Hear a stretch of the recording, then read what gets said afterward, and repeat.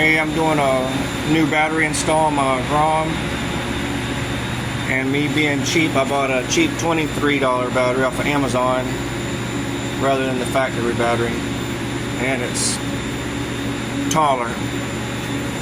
And when the seat goes on, it's teetering, it's sitting on top of the battery.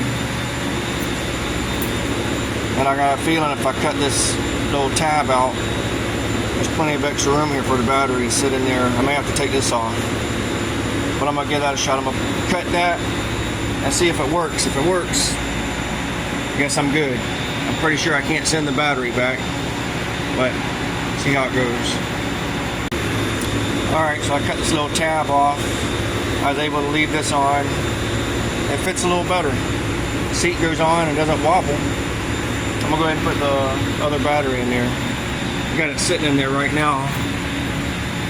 Looks like it sits up, but it goes up inside the seat now.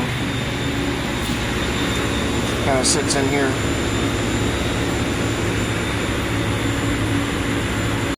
Alright, still working on it. I'm not sure if this is a bust or not, but the cables weren't tall enough to come up and get on the battery, so I had to remove this cover.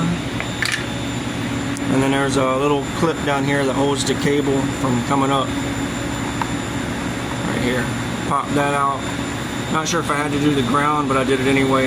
Just give me some more room. And I'm going to put the battery in, and hopefully they connect this time. Yeah, well, I got spare parts. I didn't think about this. Could be better just to get the right battery, I don't know. But I cut a pieces of rubber I had laying around, go in the battery box because it was a little sloppy. Now it's tight. Everything's good, mounted back up. Put the seat on it, and give her hell. Go enjoy it.